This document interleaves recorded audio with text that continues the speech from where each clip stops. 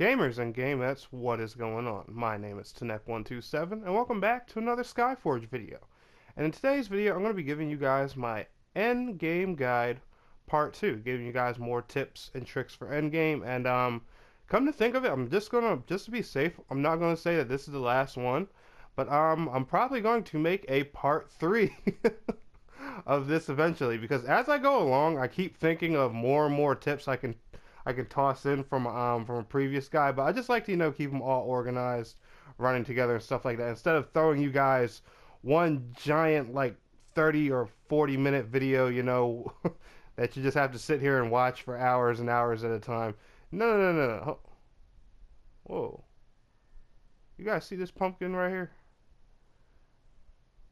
Yo, she got the buns. That pumpkin got the buns. King Ghostface, forgive me. I got the hots for your character. But anyway, guys, let's get into it. Talk more about Endgame. So the one major thing I didn't mention in my last guide, which a lot of people may want to jump on my case about, is probably one thing that should be prioritized. But honestly, I'm not too crazy about it, and I'm going to make a video on this later. You guys are going to think I'm wild for saying that, but combat superiority.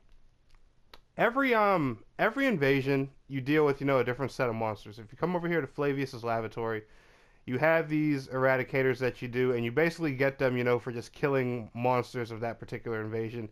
And you can work over here to receive quests similar to how your bastions work, and it'll give you a stat advantage called combat superiority.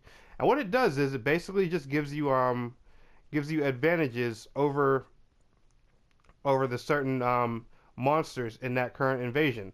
Things like damage to all. Let's take the mechanoids for example. Damage to all mechanoids increased by 3%.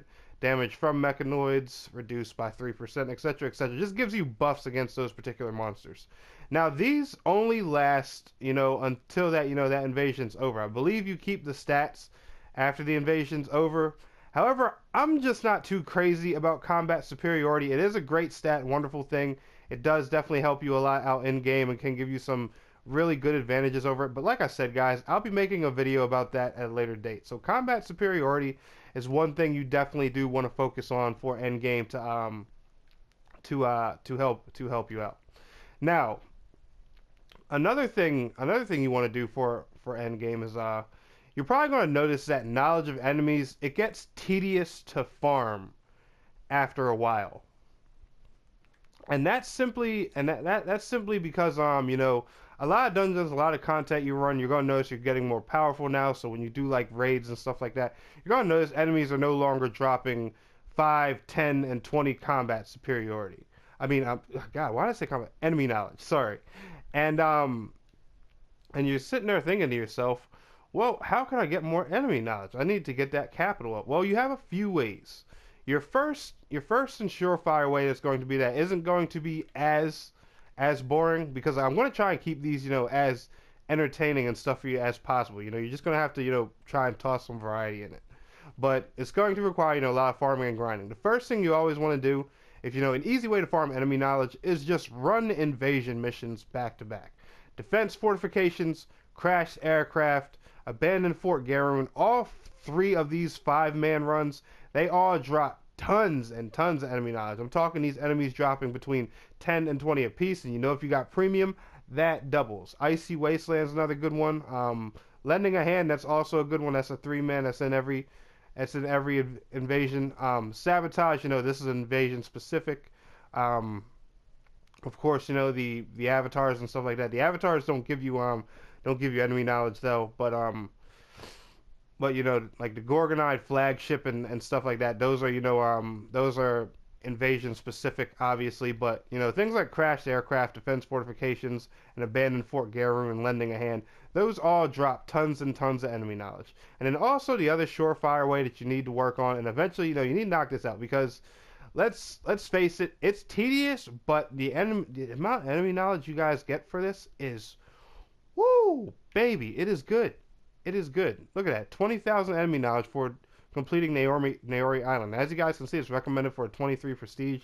So you're going to absolutely destroy the enemies there. It's just a bunch of questing. And you run around doing this, you'll get 20k enemy knowledge. That's definitely going to help. And that's all these open world areas here in your provinces. Now, some people actually do these open world areas while they're running their provinces, but my recommendation for hitting endgame, you probably want to get through your provinces as quick as possible. So stopping in those open world in every single open world area and just doing a massive amount of questing beforehand isn't the wisest idea when you're just trying to get to the end game as fast. I would personally save the those open world areas for end game stuff to do while you're waiting in dungeon queues and all that stuff, because some of the 5-man dungeons, 10-man raids, though the queues and stuff like that can take a while.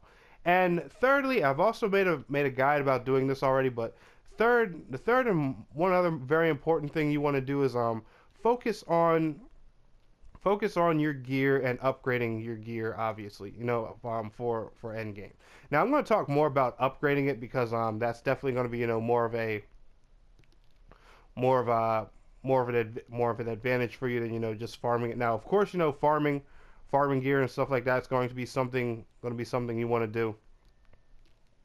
But what you do is you just basically go to your bag, go to item upgrades, and you're going to see that you can use an item called pure matter to upgrade your gear, and it also costs a chunk of credits to upgrade it. Well, every time you use some pure matter and some credits, it's going to upgrade your integrity between 1 and 5%. The higher your integrity, the more prestige you get. The closer you are to increasing your gear to the next level.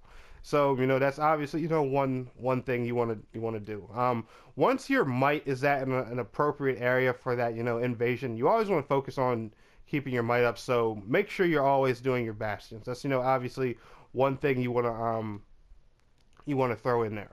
But when it once your might's in like a safe area for that invasion, you want to focus on just getting your prestige up, because remember something: no matter what invasion you're on, right, the following invasion's always going to have a higher might and also a higher prestige requirement.